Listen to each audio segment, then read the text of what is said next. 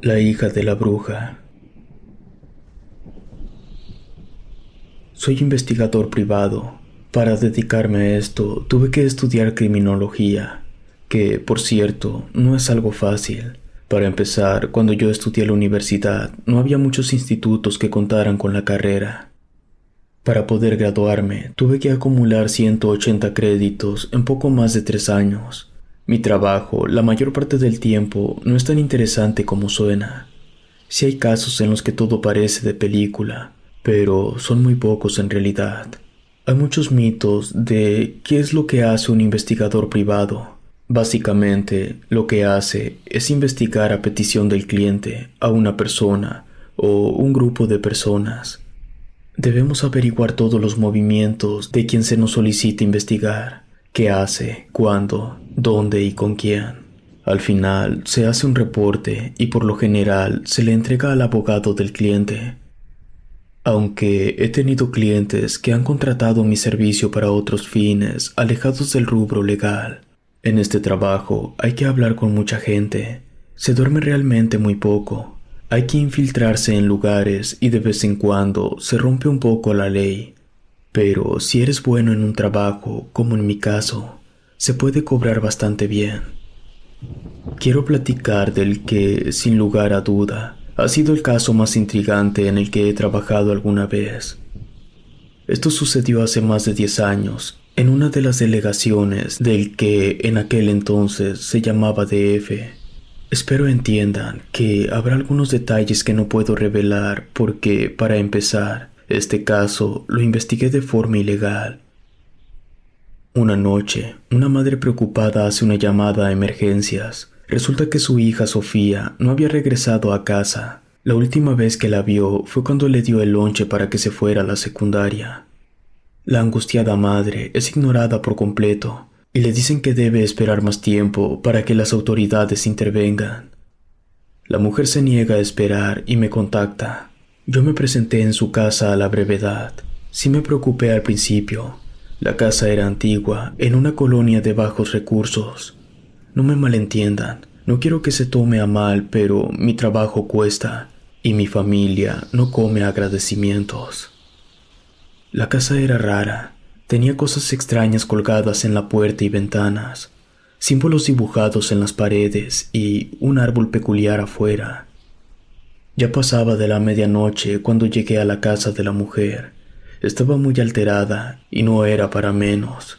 Le pedí que me contara todo lo que pudiera sobre su hija, sus amigos, los lugares que frecuentaba, si tenía novio, si había notado cambios en el comportamiento de la menor. Fui a su cuarto, buscamos alguna nota, pero no había nada. Al menos podíamos descartar una huida o suicidio premeditado. Volvimos a la casa y con mucha pena le dije a la señora cuál era el costo de la investigación.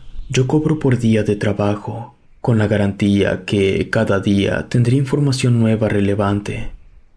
Otra de mis garantías es que, por ejemplo, si me pagaron por adelantado un mes y yo resuelvo el caso en 2 semanas, regreso el dinero restante. Yo le expliqué todo eso a la mujer. Ella fue a un mueble que tenía en su pequeña sala y sacó 3 fajos de billetes. Era muchísimo dinero. Me lo entregó todo junto con una fotografía reciente de su hija.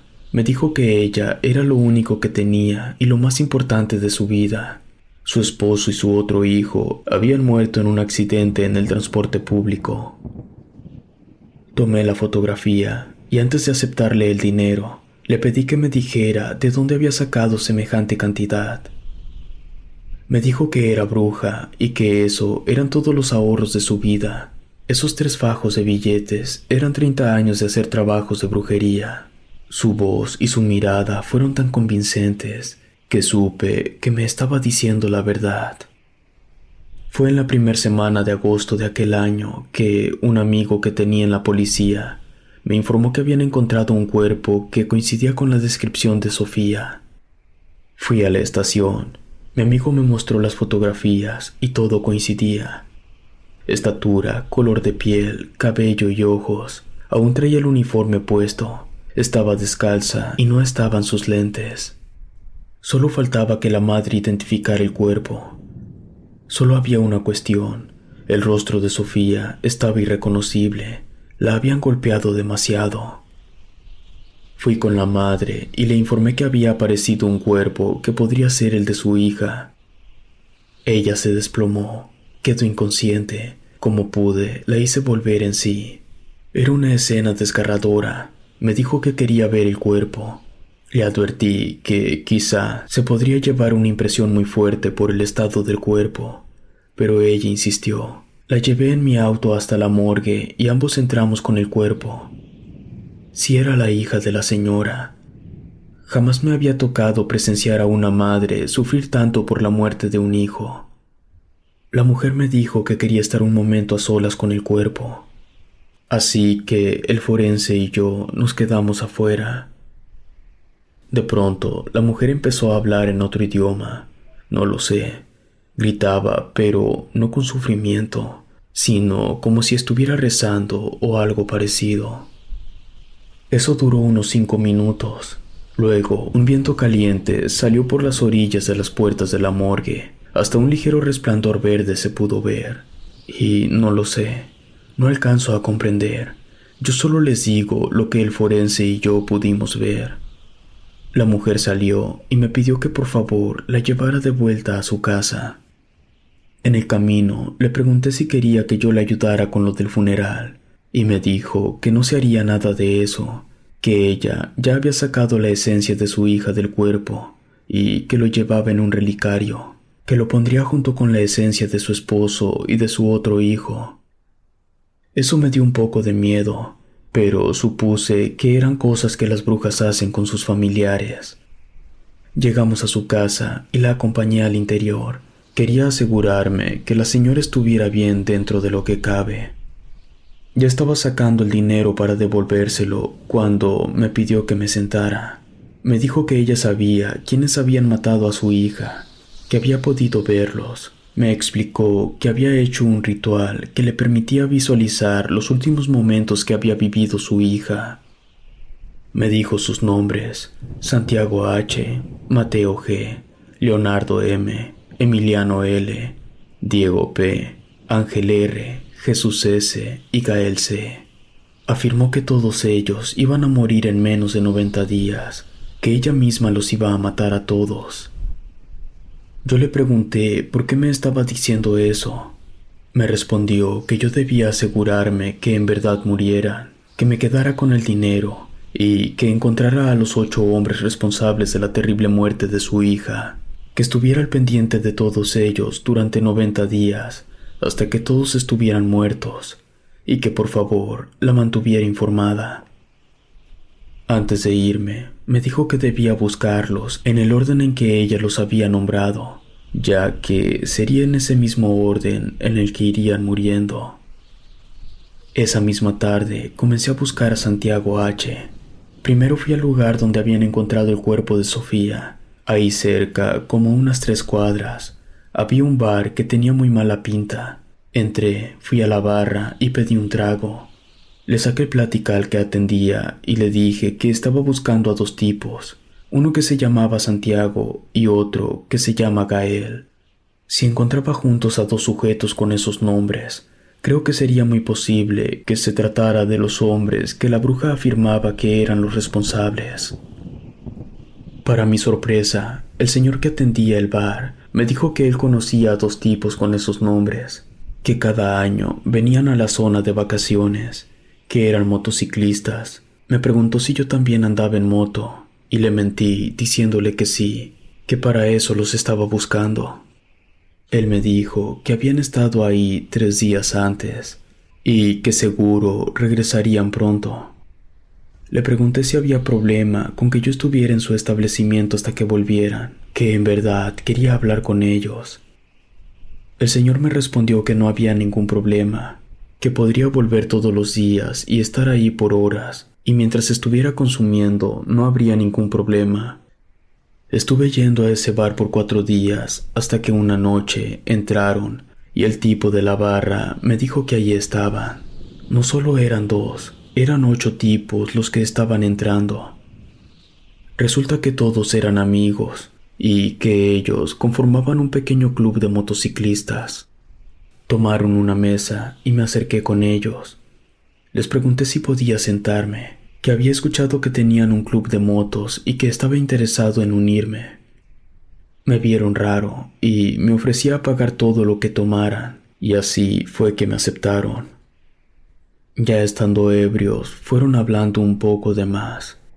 Ellos tenían los mismos nombres y los mismos apellidos. Todos eran de diferentes ciudades y estados. Se habían conocido en una exposición de motocicletas 10 años atrás. Solo uno de ellos era de ahí, del DF. Era en la casa de él en la que se quedaban cuando iban de vacaciones. Estuve platicando con ellos hasta que cerró el bar, que fue como a las 4 de la mañana. Al final salimos todos juntos. Fuimos hasta donde estaban sus motos y les pedí una fotografía. Ellos regresarían todos a Nuevo Laredo y de ahí se iría cada quien a su ciudad. Para este punto yo ya sabía qué paradas harían, cuáles serían las rutas que tomarían y cuándo llegarían a Nuevo Laredo. Así que decidí esperar en la Ciudad de México, siempre estando al pendiente de que hubiera algún accidente de carretera que involucrara a motociclistas. Nada ocurrió, así que tomé un vuelo a Monterrey y de ahí un autobús a Nuevo Laredo. Llegué un día antes y me puse a esperarlos. En efecto, al día siguiente llegaron y los empecé a seguir. Todos pasaron la noche en la casa de Santiago. Él era de ahí y al día siguiente todos se fueron. Ese mismo día, mientras seguía a Santiago, él tuvo un brutal y rarísimo accidente. Estaba yendo por la calle que da a la Plaza de Toros. Ahí hay unas vías del tren que, por cierto, se estaba acercando. Por lo mismo, todos los vehículos estaban detenidos, pero Santiago, por alguna razón, decidió adelantar la fila. Intentó ganarle al tren, pero la llanta trasera de su moto se salió y él cayó. El tren le pasó por encima. Le mandé una carta a la bruja informándole lo que había pasado. De ahí me fui a Monterrey. Ahí vivía Mateo, era trabajador de una empresa de tecnología. Lo estuve siguiendo durante una semana y media. Resulta que engañaba a su esposa con una mujer de mucho dinero. Se veían en el hotel más costoso de la ciudad. Uno de esos días, cuando él salió de la habitación de su amante y tomó el elevador, algo falló. El elevador se cerró antes de tiempo. Su brazo quedó fuera del cubículo. El problema fue que el elevador de todas formas bajó. Le arrancó el brazo y murió desangrado. Todo eso se ocultó por dos motivos. El primero fue por la reputación del hotel y el segundo por la amante. Ella hizo lo posible para que nadie se enterara. El siguiente fue Leonardo. Vivía en Acuña, Coahuila. Ni siquiera alcancé a seguirlo. El primer día no lo encontré, así que compré algunos periódicos. En un par de ellos se hablaba de que un tal Leonardo M. había muerto luego de que el tanque de su casa explotara. Para dar con Emiliano, tuve que volver al DF. Él trabajaba en Six Flags. Lo estuve siguiendo por 4 días hasta que, una noche, mientras estaba esperando tomar el metro para ir a verse con una chica, resbaló y cayó. El metro hizo imposible el reconocimiento del cuerpo. El siguiente fue Diego. Vivía en una zona de Zacatecas. Murió en una explosión de una gasolinera. Ángel vivía en la costa del Golfo de México. Una ambulancia lo atropelló mientras iba en su moto. Jesús también murió atropellado. Él vivía en Reynosa, Tamaulipas. Hasta este punto ya habían pasado 82 días desde que la bruja me dijo que morirían en menos de 90 días, y solo quedaba uno vivo.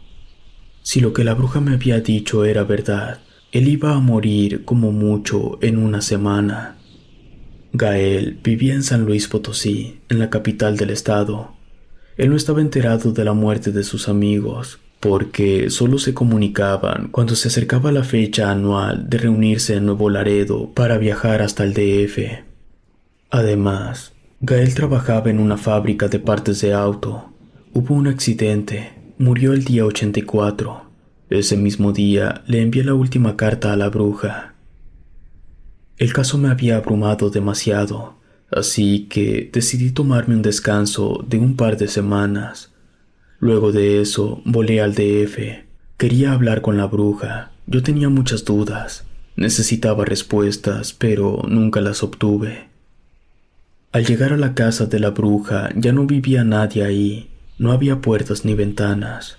Aún así, entré a revisar. Se habían llevado todo. Lo único que habían dejado en uno de los cuartos era un pequeño altar con 4 relicarios, cada uno con una fotografía. La bruja había muerto. Le había dado un infarto. Estuvo internada por 3 meses. En esos 3 meses le dieron 7 infartos más. El 8º la mató. Ella murió el mismo día que murió el último de los responsables de la muerte de Sofía.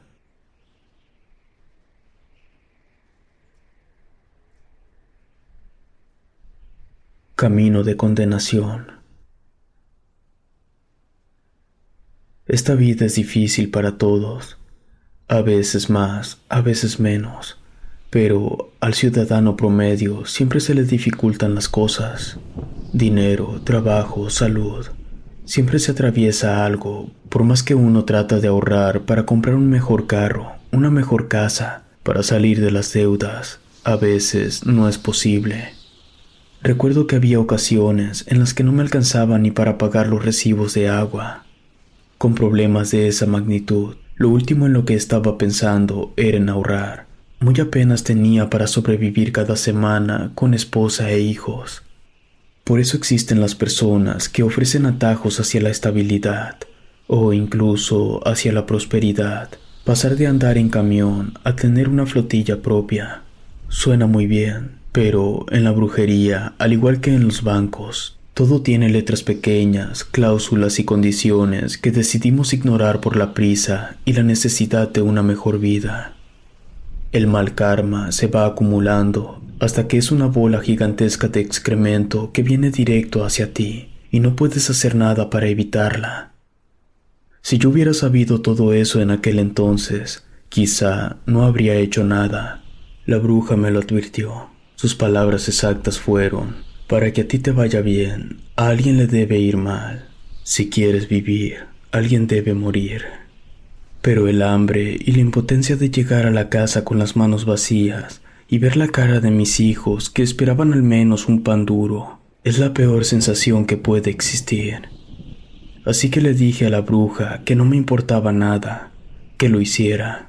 Yo le había solicitado un ritual abrecaminos, pero no cualquiera, sino uno tan fuerte que la bruja tuvo que pedirle permiso al mismo diablo para poder hacer el ritual. En ese entonces yo me dedicaba al campo. El dueño de los terrenos nos pagaba una miseria. Aparte, nos descontaba la herramienta que teníamos que usar. Era un desgraciado. Al día siguiente de haber hecho el ritual, llegaron otras personas y se adueñaron del terreno. Nos dijeron que a partir de ese momento íbamos a trabajar para ellos, que íbamos a sembrar su producto, nos iban a pagar más y tendríamos mejores condiciones de trabajo. Y claro que teníamos que ser discretos, y hablar de eso con alguien nos costaría la vida. Peor aún, si alguno de los jefes terminaba muerto o en la cárcel por culpa de alguno de nosotros, se lo iban a cobrar con nuestras familias. El que había sido el hombre de confianza del dueño era nuestro jefe directo. Eso cambió cuando lo agarraron robando producto.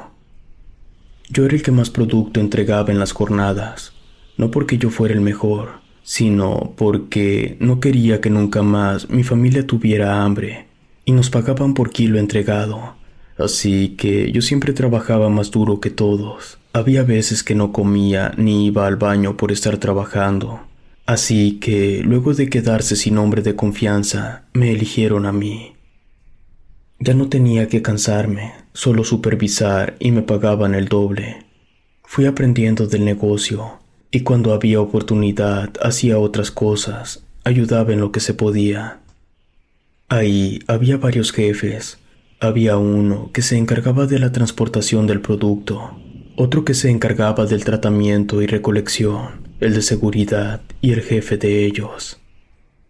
En una ocasión, detecté que uno de los jornaleros estaba robando producto, así que lo llevé con el jefe del tratamiento y recolección, que era mi jefe directo. Ese señor era muy serio. Estaba obsesionado con el orden, el respeto y la disciplina. Él era nuevo, tenía como un mes. Antes era escolta del mero jefe de todos, el dueño del plantío. Así que mandó a llamar a todos los jornaleros. Delante de todos, me agradeció por mi lealtad y mi honestidad, y me dijo que él necesitaba gente como yo, así, de confianza, y que yo sería como su asistente, andaría con él a todos lados. Que me iba a ir bien, pero para que me fuera bien a mí, primero a alguien le tenía que ir mal. Fue exactamente lo mismo que me dijo la bruja, las mismas palabras.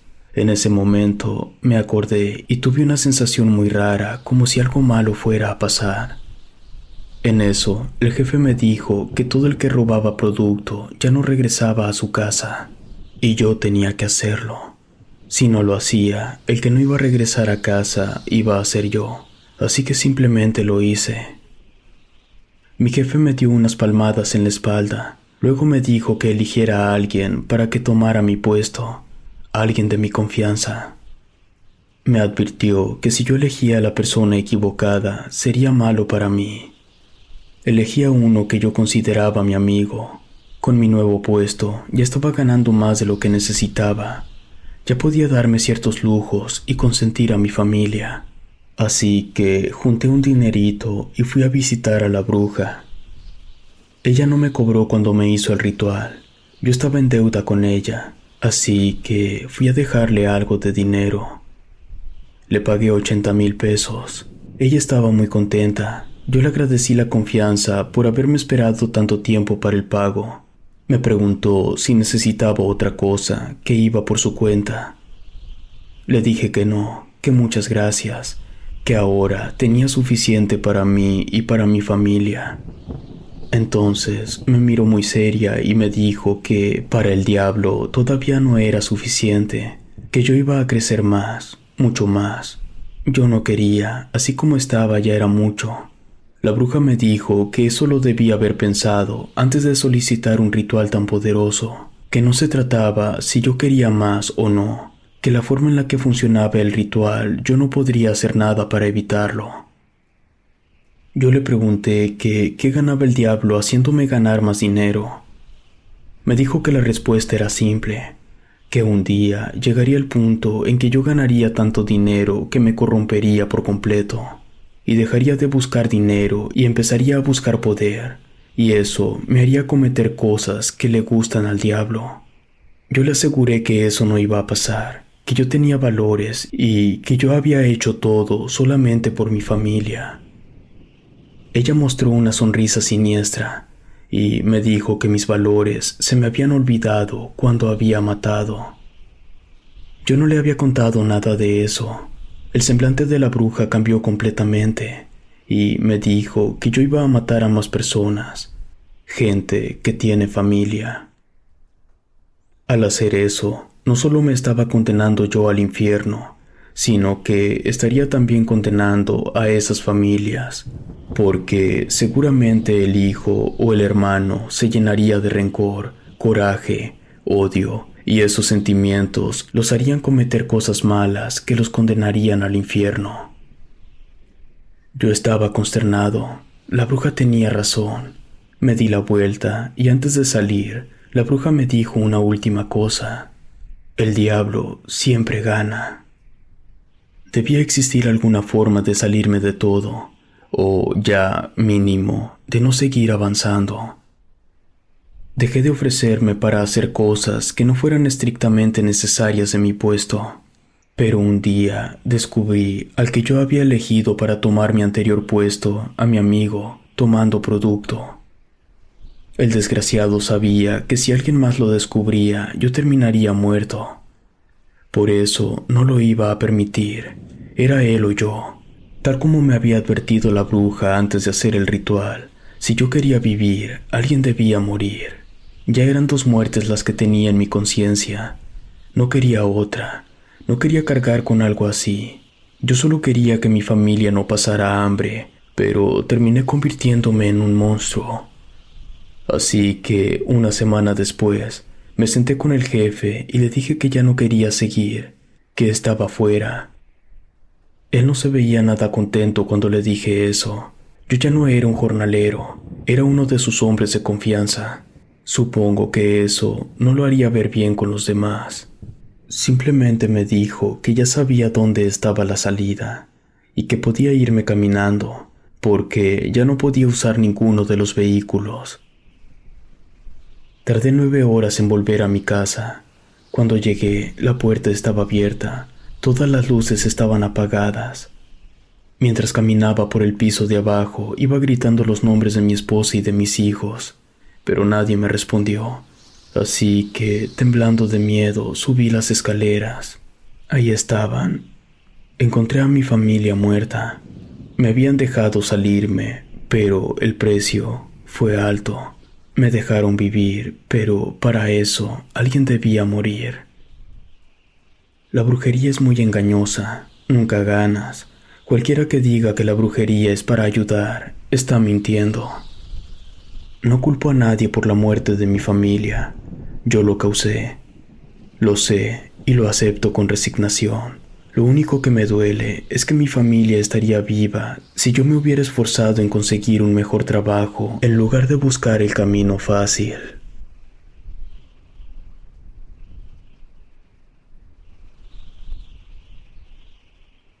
Biblioteca de Almas. Esta historia es muy complicada, en verdad lo es, y no hay forma de contarla de manera sencilla, así que trataré de ser lo más claro que me sea posible. Podría contar simplemente las terribles experiencias que sufrí, pero si no explico toda la teoría, primero no se entendería el por qué me pasaron las cosas. Todo comienza en Rusia, con los masones de ese país, en el siglo XVIII. Ahí nació la primera idea, y fue hasta 1950 que nació la segunda idea en Tailandia. Cuando ambas ideas se encontraron en Estados Unidos, dieron origen a la alta magia. Los conocimientos de esa alta magia no tardaron mucho en llegar a México. Por desgracia, esos conocimientos llegaron a oídos de practicantes de brujería, quienes quebrantaron la pureza y utilizaron las cosas para hacer el mal. La raíz de la vida la utilizaron para causar enfermedades incurables. Muchas veces iban un paso más allá y atacaban a sus víctimas, causándoles síntomas de diferentes enfermedades, haciendo imposible su tratamiento. Pueden contaminar el karma infectándolo, haciéndolo corrupto. Incluso, utilizando y corrompiendo el conocimiento de la alta magia, pueden llegar a fraccionar un alma, lo cual es de las peores cosas que una bruja puede hacer. Para hacer esos rituales, se utilizan ciertos objetos y símbolos muy específicos, tales como el sello de Salomón, que viene del judaísmo, el Ankh, que viene de Egipto, la esvástica, que es budista, el Om, que pertenece al hinduismo, y el Ouroboros, la serpiente que muerde su propia cola. Pero, obviamente, todas esas cosas no las puede hacer cualquier brujo. Se requiere ser realmente bueno para siquiera intentarlo. Pero, sin duda alguna, el peor sacrilegio que los brujos pueden cometer es hacer un mal uso de la biblioteca de almas. Entenderlo tal cual lleva años, pero trataré de ser lo más claro posible.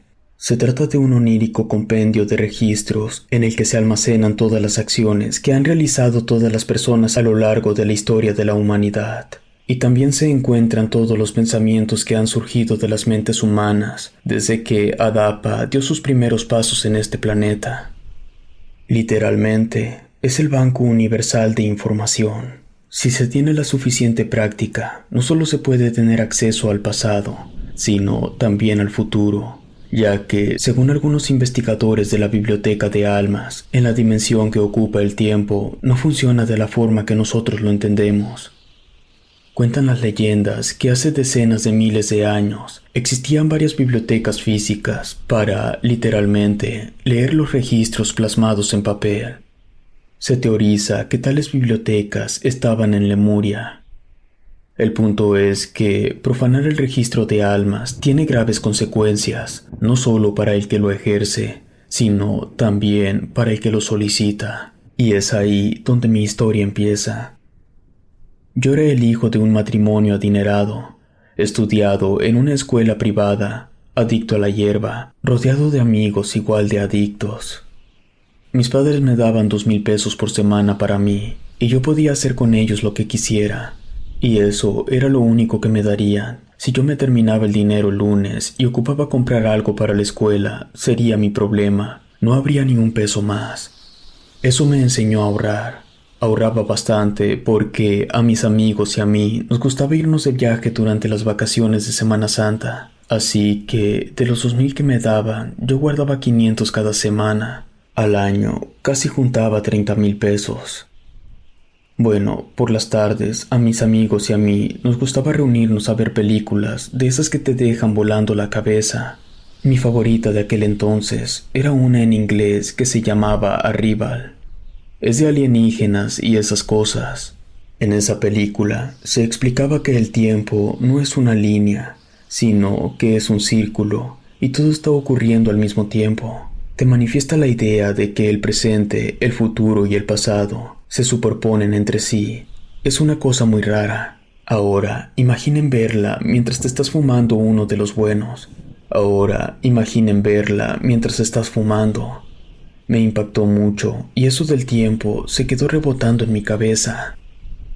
En una ocasión, estábamos hablando precisamente de eso cuando uno de mis amigos mencionó lo de la biblioteca de almas.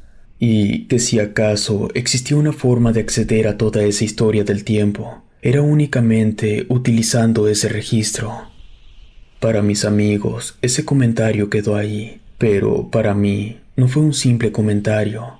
Significaba una pequeña ventana a un sinfín de posibilidades. Así que me puse a investigar por mi cuenta. Debo admitir que leer no era algo que me encantara, así que lo que hice fue empezar a buscar personas que pudieran tener algo de información, gente metida en el esoterismo y sus variantes. Entonces, buscando a alguien, preguntando por aquí y por allá, llegó a mis oídos el nombre de una bruja que, supuestamente, sabía cómo acceder a la biblioteca de almas, pero que muy pocas veces lo hacía, porque cobraba una cantidad inmensa de dinero. Así que fui a verla. Le dejé muy en claro que no quería tonterías ni engaños. Le dije que tenía dinero suficiente para pagarle, y si me engañaba, ese mismo dinero podría utilizarlo para su mal. La bruja me mostró una sonrisa muy inquietante y me pidió que la acompañara. Fuimos a un cuarto donde ella tenía a una niña encadenada. Dijo que era su llave de entrada a los registros, que la niña había nacido con un don único. Le pregunté qué era lo que tenía que hacer. Su respuesta fue demasiado simple. Dijo que lo único que hacía falta era que colocara mi mano izquierda sobre la cabeza de la niña y que cerrara los ojos. Al hacerlo, para mí, es absolutamente imposible describir lo que vi. Era como si mi cuerpo estuviera en muchos lugares al mismo tiempo. Podía escuchar 2 situaciones diferentes, uno por la izquierda y otro por la derecha. Lo más abrumador fueron todos los pensamientos que sonaban dentro de mi cabeza. Era como si cada una de mis neuronas estuvieran pensando una cosa diferente. No pude soportar más y solté a la niña. Al romper el vínculo, caí. Por suerte, la bruja había puesto una silla detrás, así que quedé sentado. Yo no podía hablar. Lo intentaba, pero no me salían las palabras.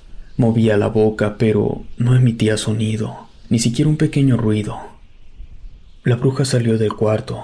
Sé que algo me dijo porque vi que movió los labios, pero no podía escucharla. Lo extraño fue que pude escuchar cuando abrió y cerró la puerta, solo que no podía escuchar voces. La mujer volvió con un vaso que contenía un líquido de color amarillo muy pálido, casi blanco. Me lo acercó y quería que lo bebiera. Tomé el vaso. En cuanto me lo acerqué a la cara, pude olerlo y casi vomito del asco. Apestaba a huevo podrido. Vi que algo se movía dentro. Creo que era un gusano o un bicho de esos. Me negué a beberlo. Entonces la bruja con una mano me tomó muy fuerte del cuello y me alzó la cabeza. Con la otra mano tomó el vaso y me obligó a beber el líquido. Cuando bebí todo, me soltó. Ese brebaje me hizo recuperar mis sentidos. Me preguntó si eso era lo que yo estaba buscando. Le respondí que sí. Entonces me dijo que debía pagarle 15,000 pesos. Yo me había llevado todos mis ahorros. Llevaba 12,000 y me dijo que con eso estaba bien. Volví exhausto a casa, así que fui directo a mi cuarto. Me tiré a la cama y me quedé dormido. Soñé con una de las tantas cosas que había visto durante la conexión. Yo era otra persona, o bueno, estaba en otro cuerpo, pero no me sentía en otro cuerpo. Era como si yo también fuera esa persona, o como si lo hubiera sido antes. Es difícil de explicar. El punto es que en el sueño yo estaba jugando cerca de una alberca. Lanzaron una pelota. Yo traté de atraparla, pero caí al agua. Eso no me asustó porque soy muy buen nadador, pero por alguna razón, cuando intenté nadar, no pude y empecé a hundirme. Llegué hasta el fondo de la alberca, sentí cómo me ahogaba y entonces desperté. Para mi sorpresa, lo primero que hice fue vomitar agua, la misma que había tragado en mi sueño. Eso no era todo, yo estaba empapado, mi cama y todo mi cuarto estaba mojado. Eso me asustó. Mis padres no estaban en casa, ambos trabajaban hasta tarde, así que cuando llegaron yo ya había secado todas las cosas de mi cuarto. Todo había quedado inservible, hasta el foco del techo se había mojado. Lo más extraño es que la puerta estaba seca, y a pesar de que había agua en el piso, no salió por debajo de ella. Cuando ellos vieron la humedad en el piso, no supe darles una explicación. Literalmente, mi respuesta fue, cuando desperté, así estaba todo. Yo jamás les he mentido a mis padres, y ellos lo sabían. Hasta cuando empecé con la hierba, yo mismo les dije. Así que, cuando les dije que no tenía idea de qué era lo que había pasado, sabía que les estaba diciendo la verdad. Esa noche dormí en la sala. Al día siguiente, mientras esperaba el taxi afuera de mi casa para ir a la escuela, una anciana indigente que iba caminando por la acera de enfrente volteó a verme muy extraño. Me hizo sentir incómodo. Lo bueno es que llegó el taxi y me subí, pero antes de que el conductor avanzara, la mujer corrió hacia mi ventana y vi que tenía lágrimas en los ojos.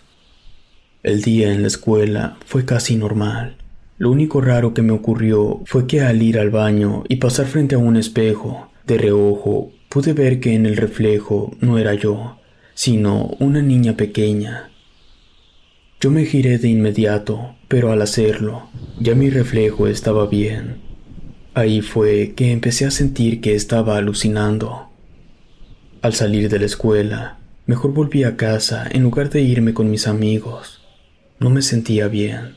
Cuando llegué a casa, puse una película en la televisión de la sala y me preparé unos nachos. Me quedé dormido a media película, cosa que jamás me había pasado. Tuve otro sueño, igual en otro cuerpo, y teniendo la misma sensación de la vez pasada. Estaba en el desierto, pero había casas de madera y gente haciendo cosas. Entonces escuché un disparo justo detrás de mí. Quedé aturdido, pero luego empecé a ver borroso y sentía húmeda la espalda. Yo no tenía idea de qué había pasado. Caí de rodillas, sentí un golpe en la cabeza y luego oí otro disparo. Me desperté de golpe, mi corazón bombeaba como si fuera a reventar, la cabeza y la espalda me punzaban, como si un enjambre de abejas me hubiera atacado. Me revisé, no tenía nada, pero el dolor era insoportable, así que hice lo que nunca. Llamé a mi padre a su trabajo, le dije que necesitaba ir al hospital. No tardó ni 20 minutos en llegar por mí, y nos fuimos a que me revisara un doctor. Me dieron algo para el dolor. Cuando el doctor me revisó, se quedó preocupado. Me hizo algunos estudios. Nos dijo que volviéramos al día siguiente por los resultados. Al hacerlo, Según las imágenes de los estudios, yo me había caído desde muy alto y me había dado un golpe tan fuerte que me había agrietado el cráneo y un par de vértebras. Pero para hacer las cosas todavía más extrañas, esas grietas no representaban ningún peligro, simplemente causaban mucho dolor. Yo dije que eso no podía ser posible, que yo había estado dormido en la sala cuando pasó todo. El doctor se limitó a recetarme medicamento e inyecciones y me dijo que debía reposar mucho por 90 días. Esos 90 días tuve otras pesadillas que me causaron estragos de verdad.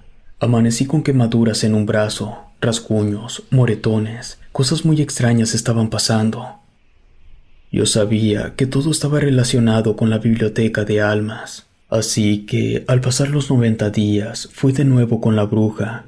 Le conté todo y dijo que ese era mi problema, y acceder a una cosa así de naturaleza tan cósmica tiene graves consecuencias. Le ofrecí dinero a cambio de que me ayudara. Ella se carcajeó en mi cara y me dijo que no lo haría, que es demasiado complicado. Muy molesto me fui de ahí. Al llegar a casa, me metí a internet y compré todos los libros que encontré en los que se hablara sobre la biblioteca de almas. Una vez más, gasté todos mis ahorros, incluso tuve que pedirle prestado a un amigo. Pasaron varias semanas para poder controlar, aunque fuera un poco, la situación. En todo ese tiempo fui lastimado durante mis sueños. Fui hospitalizado en 2 ocasiones, una vez por un hueso quebrado y la segunda vez por anemia, cosa rara porque en ese entonces estaba a 3 kilos de entrar a la categoría de sobrepeso.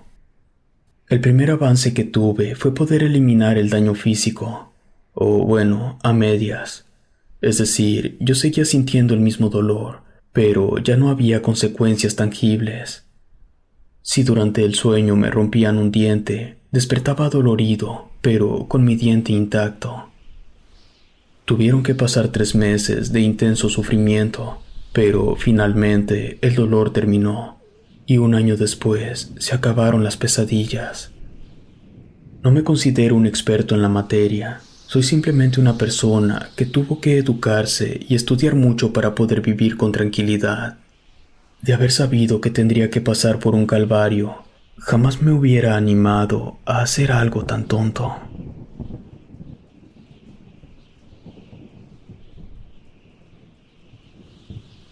El libro de Naika. No es que me considere un experto en temas ocultistas ni nada por el estilo, simplemente que un día me encontré con un libro que al tenerlo entre mis manos cambió la forma en la que yo veía la brujería. Pero para que entiendan cómo es que di con ese libro, tengo que darles un poco de contexto. Soy hijo de migrantes mexicanos. Nací y estudié en California. Soy graduado en geología en el Instituto de Tecnología de California. Cuando volví a México, fui contratado por la empresa minera Maple. Estuve colaborando un tiempo en el proyecto de la mina de Naika, ahí en Chihuahua. Quizá no la ubiquen por el nombre, pero seguro que han visto imágenes del interior de la mina. Lo más valioso de la mina son los gigantescos bloques cristalinos de mineral de yeso. La cámara que contiene esos enormes cristales se encuentra a casi 1000 pies de profundidad, lo cual implica que la temperatura ahí es elevada, lo suficiente como para hacer que la exploración humana sea muy complicada. Aún así, el lugar pudo ser estudiado desde el año 2000 hasta el 2010. Fue en el 2010 que se decidió dejar de estudiar la cámara de los cristales. La versión oficial dice que finalmente se llegó a la conclusión de que, como la empresa no contaba con los recursos suficientes para adquirir la tecnología necesaria y realizar los estudios adecuados, se decidió inundar la cámara, ya que eso ayudaría a que el proceso de formación de los cristales continuara, para que en un futuro no próximo se retomaran las investigaciones. Si bien es cierto que devolver todo el agua que se sacó ayudará al proceso de formación de cristales, ese no fue el verdadero motivo para que se tomara la decisión de detener todo. Y eso lo saben todos los mineros que fueron despedidos. Lo que en verdad ocurrió es que encontramos algo ahí dentro, muy por debajo de la cámara de los cristales. Ese algo está relacionado con la figura que se puede ver del lado derecho del arco que está en la entrada de Naika. Esa figura es la representación de una bruja. Otro dato interesante, desde hace muchos años, incluso antes de que Maple llegara a trabajar a las minas, la gente que conocía la zona afirmaba que había una cueva de la cual salían brujas. El dato interesante es que la misma empresa tenía señales que advertían que entrar en esa cueva era muy peligroso, y la empresa la tenía marcada como la cueva de las brujas. Yo llegué a entrar a esa cueva. Ahí, un par de trabajadores habían descubierto algunos grabados sobre la roca. Ese fue el motivo por el cual yo fui a revisar. Sugerí a la empresa llevar a un experto para que analizara los grabados. Quizá podríamos haber encontrado una ciudad perdida o algo parecido, pero la empresa se negó. Los grabados son el motivo de que se haya puesto una puerta de metal dentro de la cueva, pues la empresa no quería que nadie viera esos grabados. Lo que casi nadie sabe es que la cueva de las brujas tiene un par de salidas que son interesantes. Tiene una que da al corazón del Triángulo Dorado y otra que sale en la zona del silencio. Pero eso no es todo. Esa misma cueva tiene un camino que conecta con una cámara que está por debajo de los 2000 pies de profundidad, y justo encima de esa cámara hay otra, y encima de esa está la cámara de los cristales. En mi experiencia es bastante anormal encontrar más de 2 cámaras una sobre otra. Más raro aún es que las cámaras se unan mediante cuevas con la zona del silencio. Pero dejando de lado las especulaciones, fue en esa cámara que estaba por debajo de los 2000 pies que encontramos algo que definitivamente no debía estar ahí. Ese descubrimiento podría ser la explicación a tantas leyendas que se cuentan sobre brujas en la región. Otro dato peculiar es que, a pesar de que la cámara de los cristales y la cámara que está debajo estaban inundadas, la inferior estaba seca. El agua no se filtró. Tanto por cuestiones técnicas como de confidencialidad, no era factible enviar una persona a esa enigmática cámara. Así que optamos por bajar una máquina que pudiera recolectar un poco de muestras.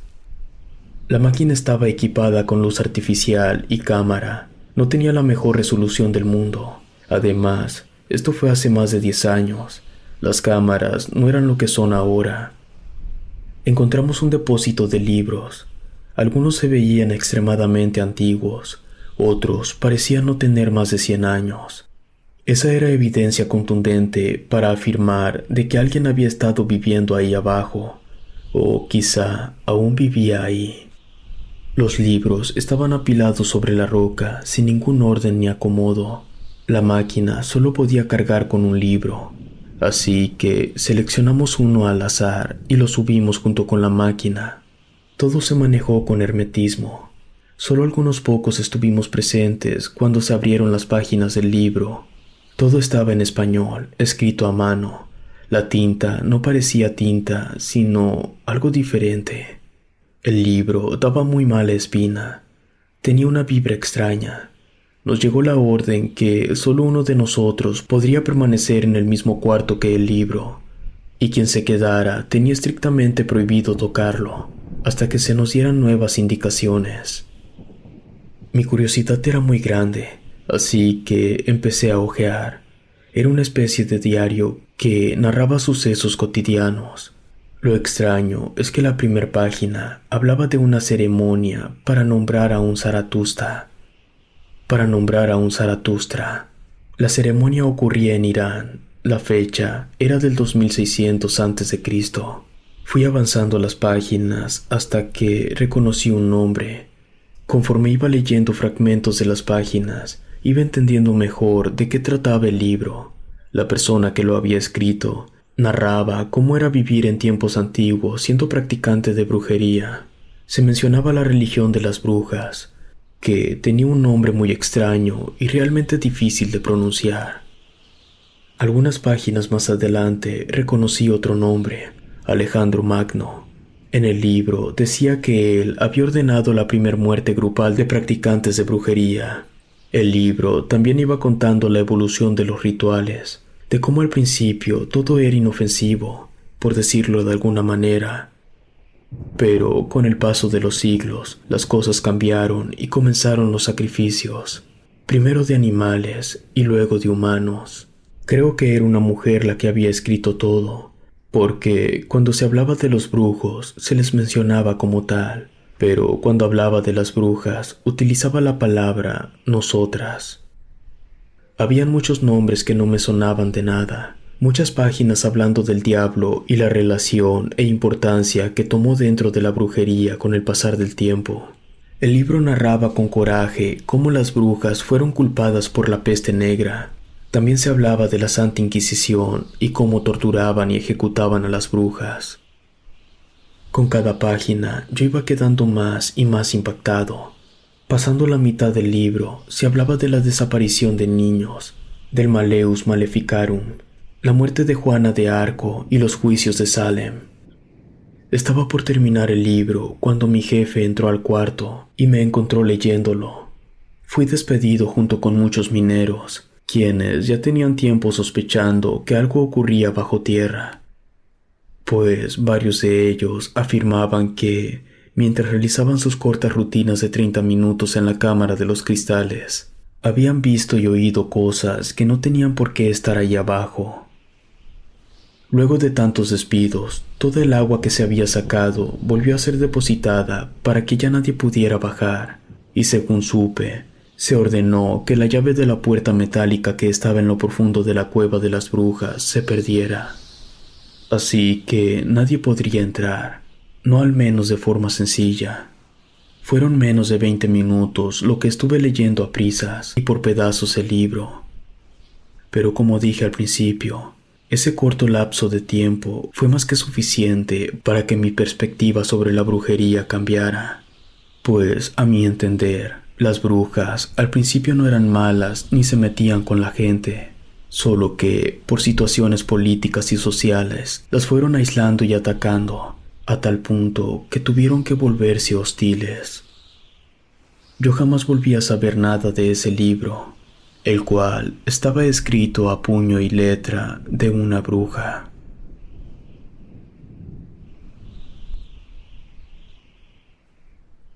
El amuleto hechizado. Vivo en Baja, en una zona en la que siempre se ha tenido la creencia que vive una familia de brujos, papá, mamá e hijos. Esta creencia se mantiene porque cada cierto tiempo, como si se tratara de un ciclo, hay temblores e inundaciones y hasta huracanes. Antes de que yo naciera, hubo un tiempo en que surgió una enfermedad para la cual no había cura, y así como llegó de la nada, también se esfumó de un día para otro. Son esa clase de cosas raras que alimentan y fortalecen la creencia en que sí existe esa familia de brujos. La que más sabía sobre esos supuestos brujos era Doña Paz. Esa doña era la más vieja de por aquí. Había nacido en plena guerra de independencia.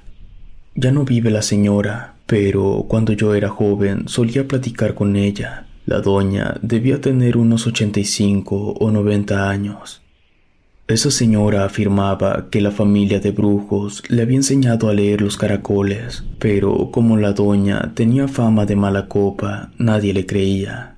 Lo único que era raro es que de repente se adivinaba ciertas cosas, gente que iba a morir sobre todo. Ella era cascarrabias, vivía enojada precisamente porque nadie le creía.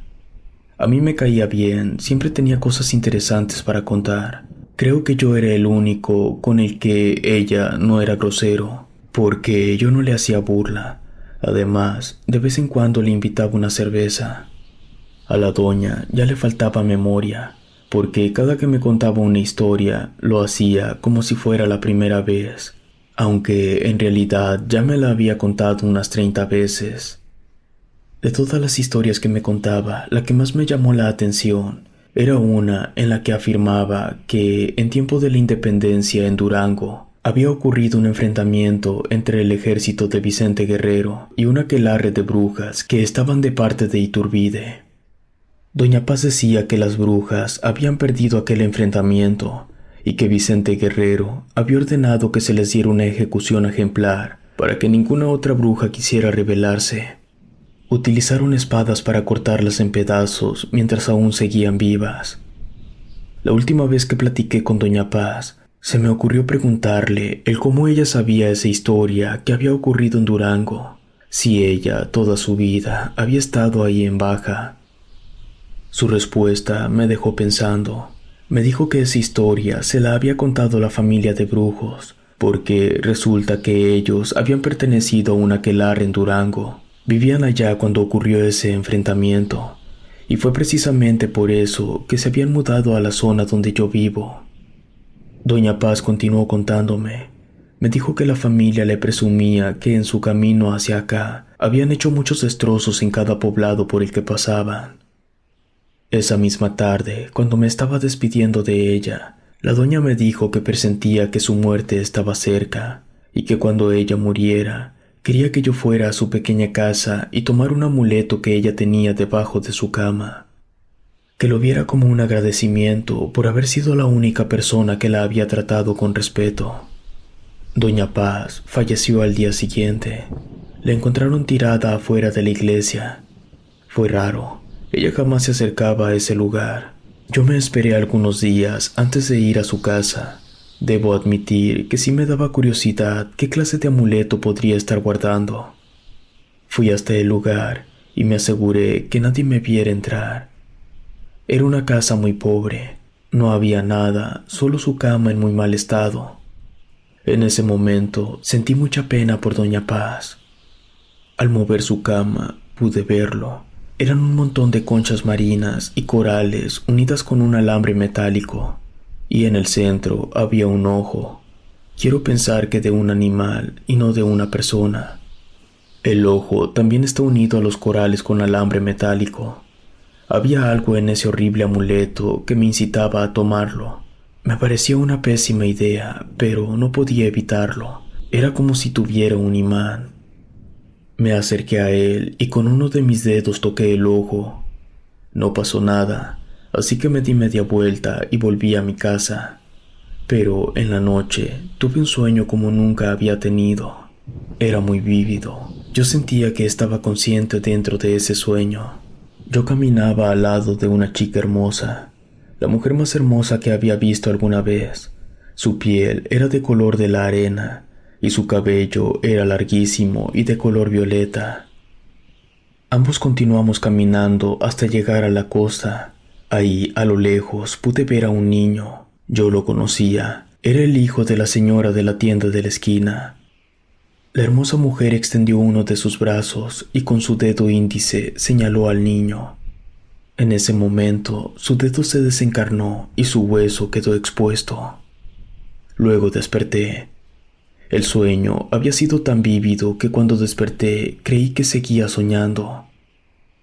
Pasaron los días. Una tarde, cuando fui a la tienda para comprar unas cosas, me di cuenta que estaba cerrada y por encima de la puerta había un moño negro. Fui con otra vecina a preguntar qué era lo que había pasado y me dijo que el hijo de la señora de la tienda había muerto, que se había ahogado. Yo no lo podía creer. En mis sueños había logrado predecir la muerte de ese niño. Un mes y medio después, volví a soñar con la hermosa mujer de cabello violeta. Una vez más, íbamos caminando.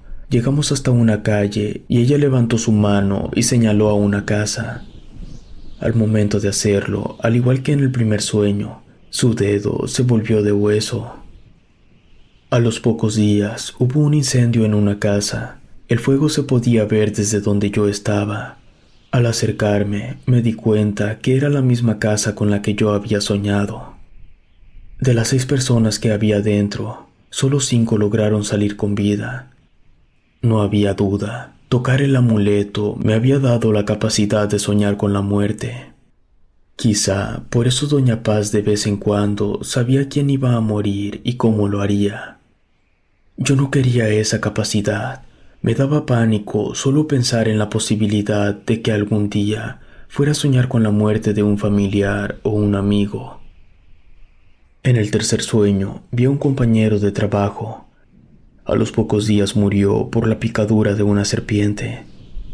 Luego soñé con otro vecino que terminó muriendo de un infarto. Un sueño más. El papá de un amigo murió de cáncer de pulmón. Él ni siquiera sabía que tenía cáncer.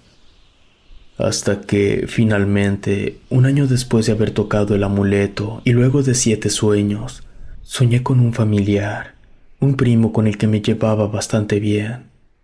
No podía llegar con él y decirle que iba a morir. No me creería. Así que lo que hice fue invitar a mi primo a mi casa. Comimos algo, estuvimos platicando. Yo le hice todas las preguntas que pude para más o menos darme una idea de qué le podría pasar y tratar de evitarlo.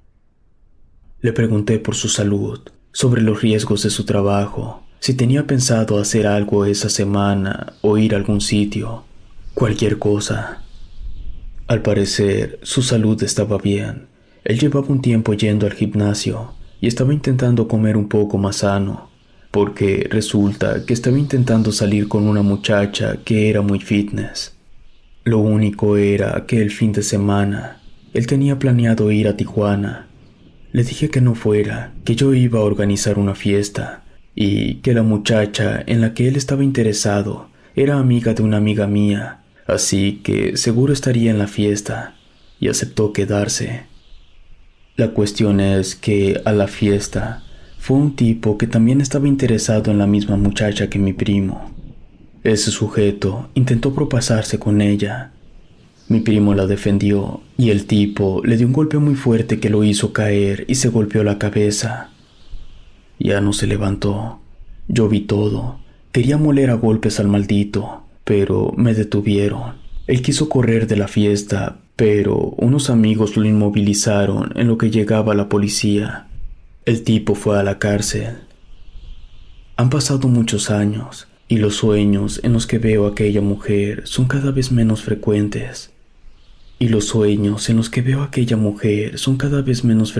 Por fortuna, aunque tengo la ligera sensación que nunca se detendrán.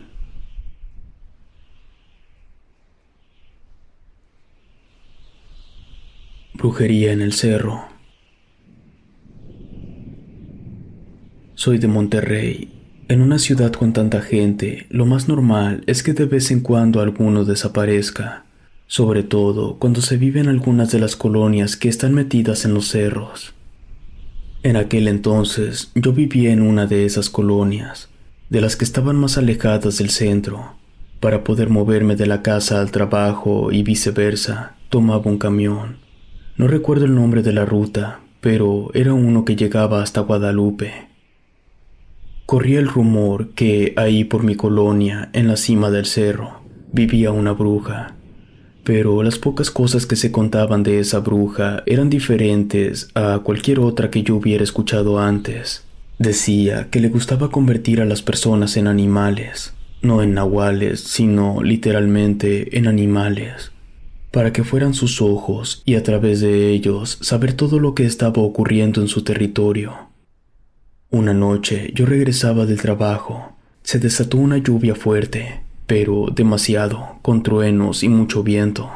Caía tanta agua que las calles rápidamente se empezaron a inundar, por lo que el conductor del camión disminuyó la velocidad, pues debía estar al pendiente de no caer en una alcantarilla abierta o algo por el estilo.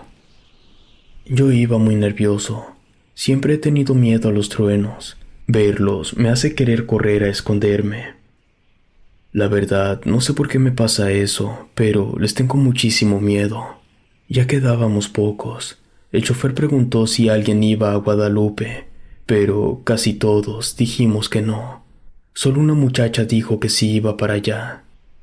El chofer se disculpó con ella y le dijo que debido al clima era imposible llevarla hasta Guadalupe, que podía bajarse con nosotros o que podía regresar hasta el centro con él. La muchacha no dijo nada. Al final, nada más nos quedamos ella y yo. Yo me bajé y ella me siguió. Todavía estaba lloviendo muy fuerte, así que caminamos hasta quedar debajo de un árbol. Yo, por cortesía, le pregunté qué era lo que iba a hacer y que si quería que la ayudara en algo. Me dijo que si podía pedirle un taxi me lo agradecería mucho, y eso hice. Me ofrecí a esperar con ella a que llegara el taxi, pero ella no quiso, que mejor me fuera antes de que la lluvia empeorara, que con llamar al taxi ya era mucha ayuda. No insistí, simplemente me fui a mi casa. Antes de alejarme demasiado, volteé hacia atrás, y lo último que pude ver de ella era su larga cabellera rubia. Pasaron los días, y yo comencé a ver que ahí por la colonia andaba un gato nuevo.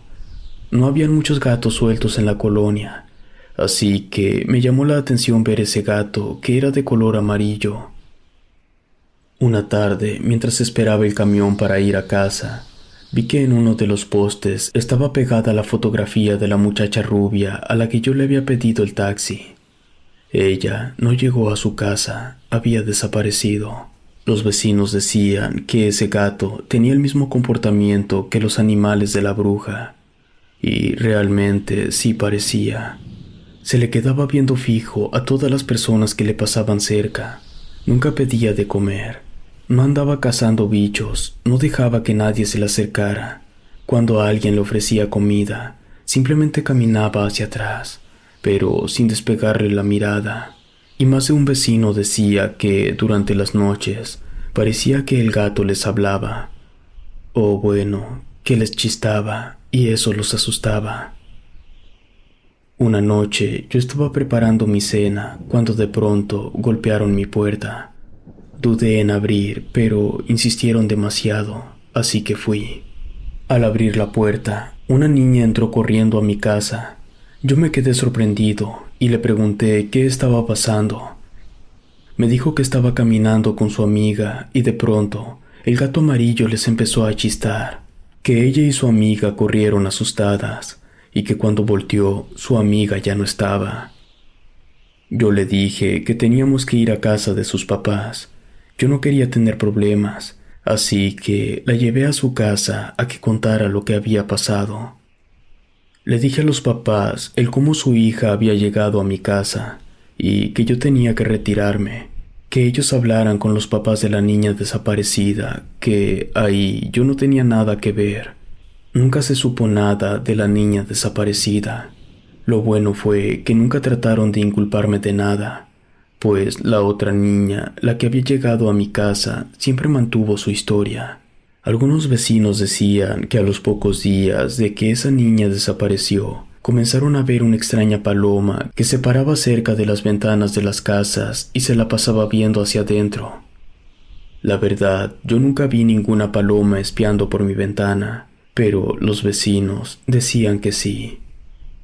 Una cosa que era normal en la colonia era ver una bola de fuego en las zonas más altas del cerro. Se le veía incluso cuando llovía.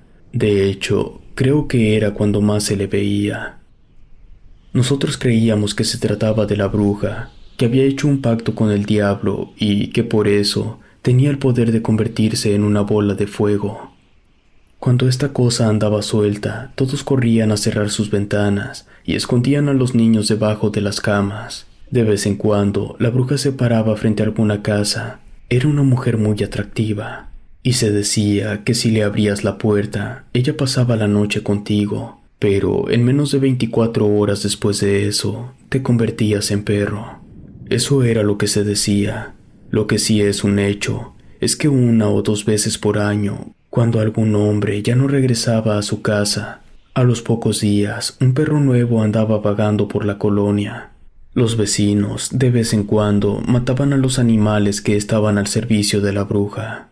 Es por eso que la gente no paraba de desaparecer, porque aunque la bruja completara sus animales, los vecinos terminaban matando a alguno. Entonces la bruja ocupaba transformar a otra persona. Lo bueno que no siempre que las personas desaparecían eran de la colonia. Había ocasiones que, al igual como le ocurrió a la muchacha rubia del camión, el simple hecho de estar cerca de la colonia ya te convertía en un objetivo para la bruja. En más de una ocasión se intentó que la policía investigara lo que estaba ocurriendo, pero nunca nos hicieron caso. Los de Protección Civil tampoco acudieron nunca a ayudarnos. Yo, al igual que la gran mayoría de los vecinos, estábamos hartos de estar experimentando esa situación tan angustiante. Así que un día, simplemente se nos ocurrió subir el cerro para ver si podíamos encontrar a la bruja. Subimos con linternas. Recuerdo que yo llevaba un bat de fierro. Yo nunca había subido un cerro ni nada. Nunca me llamó la atención la naturaleza. Así que yo no tenía ni la más mínima idea de lo complicado que era subir un cerro. A eso hay que sumarle que yo iba temblando de miedo. Al principio iba muy valiente, pero ya conforme nos íbamos alejando de las casas y la oscuridad se apoderaba de todo a nuestro alrededor, comencé a pensar que estaba cometiendo un grave error al querer ir a enfrentar a esa bruja. Comencé a sospechar que el cerro estaba embrujado, porque yo sentía que no avanzábamos. Subíamos y no llegábamos a ninguna parte. De pronto, algo nos lanzó un chiflido. Al voltear hacia una rama alta, pudimos ver un pájaro muy feo, y en su cara tenía una expresión espantosa. Ese pajarraco extendió sus alas y se fue sobre nosotros. Así que inmediatamente comenzamos a correr de regreso. Yo era el que tenía más miedo, así que iba corriendo más rápido. No quería voltear hacia atrás, pero sabía que la bruja nos venía persiguiendo, porque el chiflido seguía sonando. Tardamos 5 minutos en regresar a la colonia. No tenía sentido. Habíamos estado subiendo por al menos 1 hora. Lo peor fue que nos dimos cuenta que faltaba uno. La bruja se lo había llevado. A los pocos días, en la última calle de la colonia, se empezó a ver una serpiente blanca que se arrastraba mientras cuidaba que nadie intentara subir el cerro.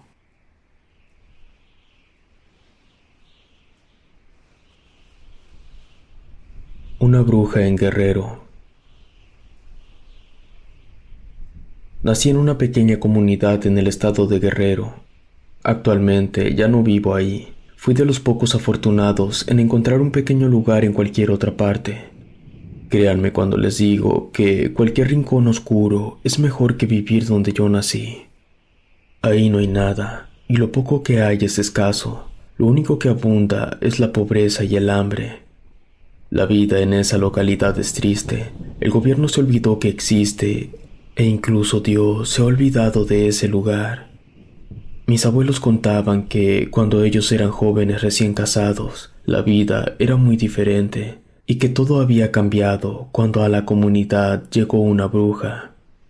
Obviamente, esta señora no había llegado gritando a los 4 vientos que era una bruja, pero en cuanto ella puso un pie en la comunidad, todo se empezó a desmoronar. Por eso se sabe que era una bruja. En aquellos tiempos, la única fuente de agua de la comunidad era un pozo y la lluvia. Mi bisabuela decía que en una ocasión vieron a la bruja rezar enfrente del pozo de agua. Decía palabras raras que nadie entendía. Lo que era claro es que no era algo bueno. A los pocos días, las personas se empezaron a quejar de que el agua del pozo tenía un sabor avinagrado y que olía mal. Algunos hasta dijeron que se habían enfermado del estómago como si hubieran bichos. Hubo animales que también enfermaron. No era para menos. Los animales adultos y fuertes sobrevivieron con un poco de cuidados, pero las crías, sobre todo las pequeñas, terminaron muriendo al paso de los días. Mi bisabuelo decía que fue en ese momento que ya se empezó a hablar con certeza sobre la bruja. Por esa cuestión del agua, donde enfermaron algunas personas, prácticamente todos se recuperaron, todos menos un bebé.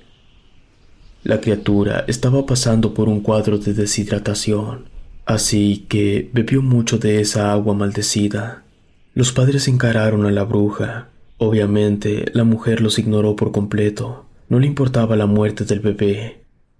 El señor la agarró del brazo con fuerza. Entonces la bruja se giró y le dijo que era mejor que se fueran acostumbrando, porque todos en el lugar iban a morir pronto. Los siguientes 4 días nadie supo nada del matrimonio, así que decidieron irrumpir en su casa para saber si estaban bien.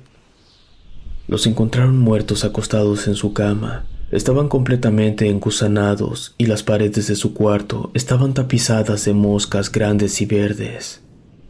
Luego de que se corrió la voz de la muerte de aquel matrimonio, ya todos le temían a la bruja.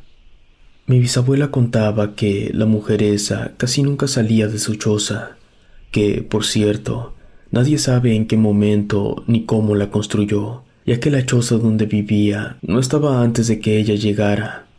Bueno, casi no salía, pero cuando lo hacía, todos corrían a esconderse porque cada que ponía un pie afuera de su choza era para hacer algún conjuro y provocar un mal a la comunidad. La siguiente jugada de la bruja la cometió casi 2 meses después. Para ese momento, el estilo de vida de mis bisabuelos y sus vecinos ya había cambiado debido a la contaminación del pozo de agua. Ahora, todos los vecinos se ponían de acuerdo para juntar agua de las lluvias, y cuando la única opción que había era usar la del pozo, la hervían. Lo hacían hasta para lavarse las manos y bañarse. La teoría de mis bisabuelos era que, como la gente encontró la forma de seguir con sus vidas medianamente de forma normal, la bruja se molestó y por eso hizo lo que hizo. Fue hasta el árbol más viejo de la comunidad, y según contaron los que vivían cerca, la bruja se hizo una cortada en la muñeca y vertió su sangre en el tronco del árbol. Al amanecer, cuando unos niños fueron a jugar ahí, se dieron cuenta que la tierra de alrededor estaba agrietada y seca. Los niños dijeron que hasta crujía cuando la pisabas. Esa tierra seca y agrietada fue creciendo cada día. Conforme se iba extendiendo, iba matando todo a su paso, como si fuera la peste. Lo que la bruja hizo en el árbol ocurrió en julio, y contaban mis bisabuelos que para abril del siguiente año ya toda la tierra de la comunidad había quedado completamente árida. Murieron los pequeños plantíos, los árboles frutales, el pasto, hasta los insectos. Eso de los insectos estuvo feo, porque los bichos, al darse cuenta que la tierra y las plantas estaban muriendo, empezaron a salir y se metían a las casas buscando refugio. Y la presencia de unos insectos llamaba la atención de otros, y las casas se infestaban, convirtiendo el día a día en algo horrible e insoportable. Las casas se llenaron de chinches, escarabajos, libélulas, saltamontes, polillas y cucarachas, sin olvidar las arañas y los alacranes. Sin plantas para alimentar a los animales, tenían la muerte segura. Así que, antes de llegar al punto de que murieran, la gente sacrificó a todos sus animales, así al menos tendrían comida, ya que no había ninguna otra cosa. Eventualmente, los animales también se acabaron, así que los hombres, como mi bisabuelo, salían de la comunidad hacia otros poblados para hacer algunos trabajos y así conseguir comida para sus familias. Cuando, con el paso de los días, ya no había nada que hacer en un poblado, se iban a otro. Y así cada vez más lejos, hasta que, con el paso del tiempo, el primer poblado al que habían ido ocupaba otra vez de sus trabajos, y así se iban rotando, siempre asegurando al menos algunas tortillas para comer. La gente, una vez más, encontró la manera de adaptarse y seguir con sus vidas. Pasó el tiempo y mis bisabuelos tuvieron a su primer hijo.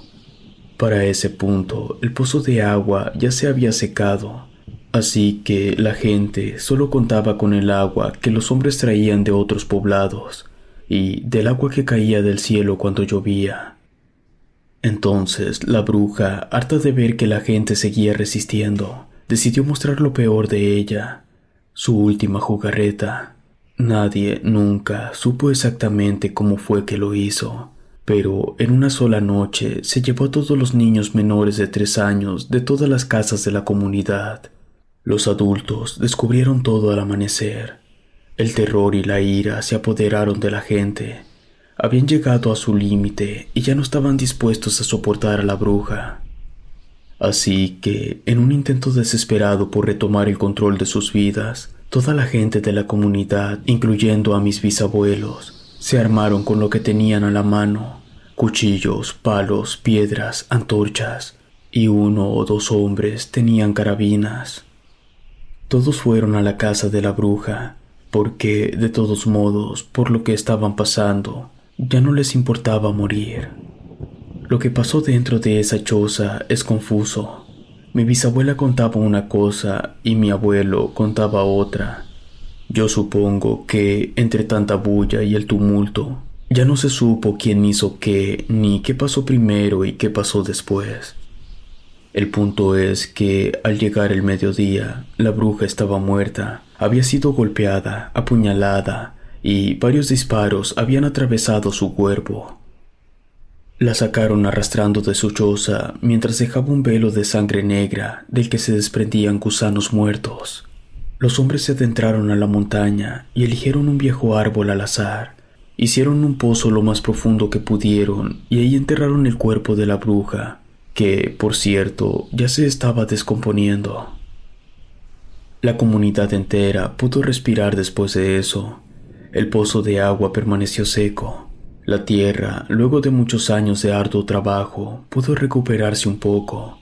No volvió a ser tan fértil, pero al menos ya se podía sembrar, aunque fuera un poco.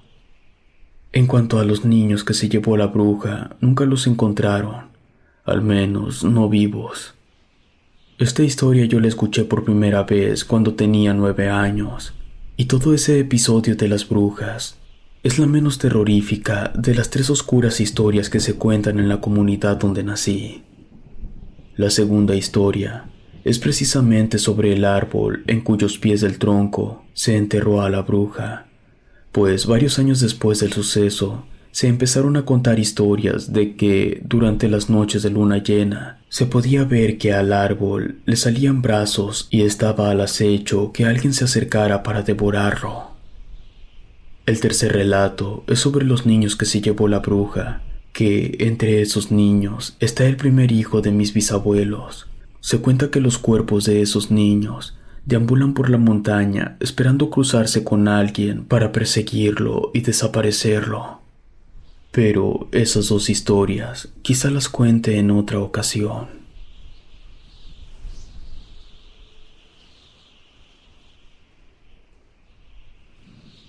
Amarrado.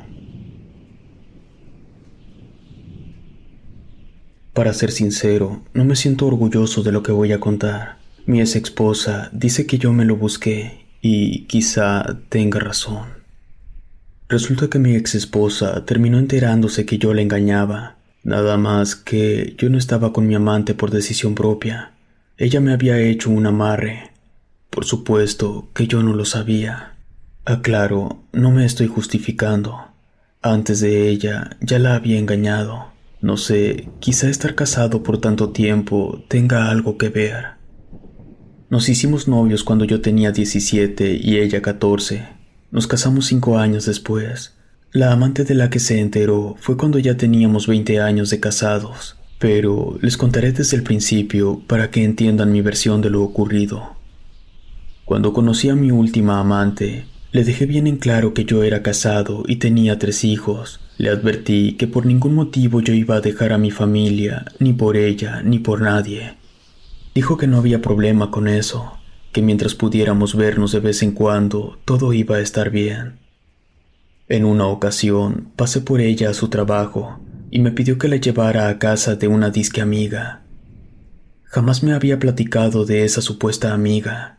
Desde ahí, todo me pareció raro. Llegamos a la dirección. Era en una de las colonias más viejas de la ciudad, y la casa en cuestión era de madera con techo de lámina.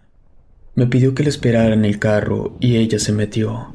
Yo pensaba que no iba a tardar, pero pasaron 10 minutos, así que decidí sacar un cigarro. Me bajé del carro y me fui a sentar a la cajuela a fumar.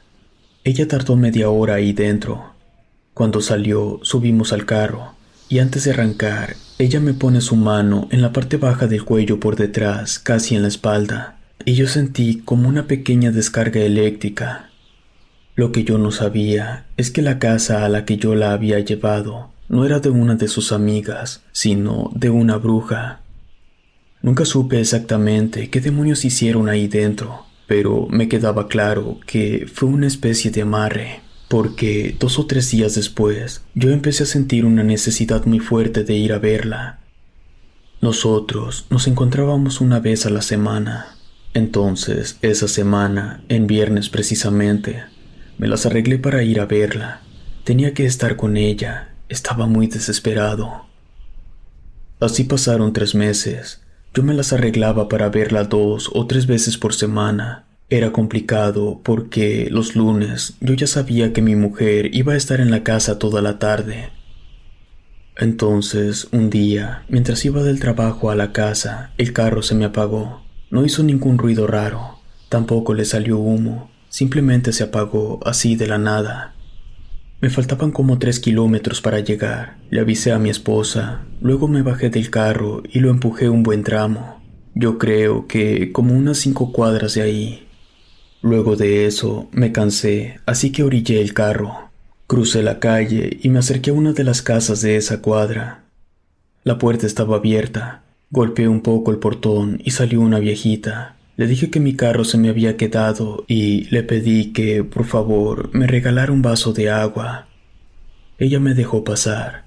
Dentro de su casa, lo primero que vi fue un altar a la Santa Muerte. Me sorprendí un poco porque era un altar gigantesco.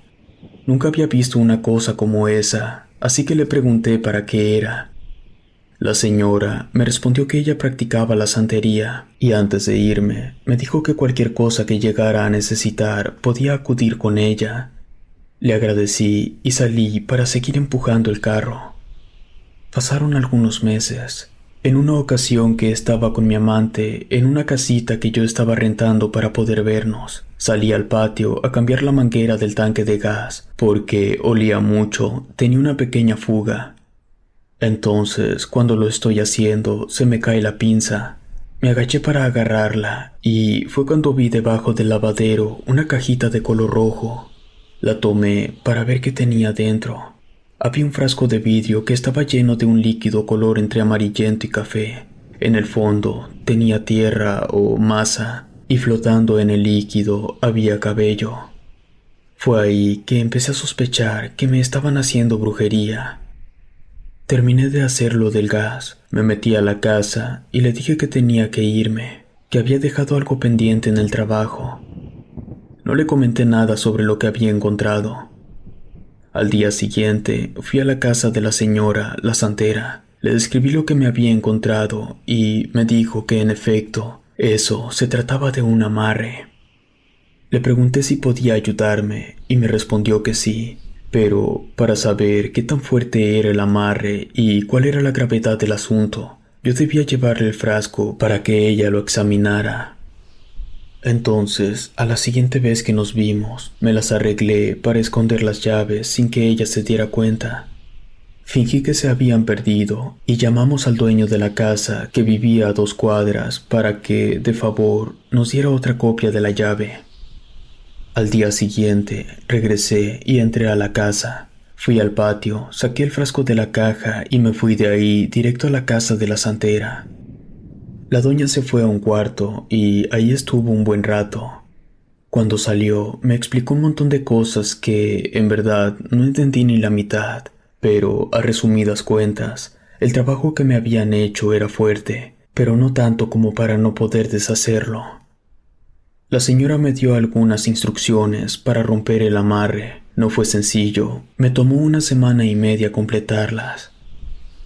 Todas las noches me tuve que poner a rezar con veladoras de la Virgen. Lo último era ir a que la santera me hiciera una limpia. Ya cuando iba a terminar, me dijo que ya se podía romper la conexión, pero que iba a ser doloroso. La señora puso sus manos en la parte alta de mi espalda, en el mismo lugar donde mi amante lo había hecho. Entonces me empezó a dar mucho asco. Perdí las fuerzas, caí al piso y vomité. La señora me ayudó a sentarme y me dio un té que sabía horroroso, pero me hizo sentir mejor. Luego me enseñó un pelo como de medio metro.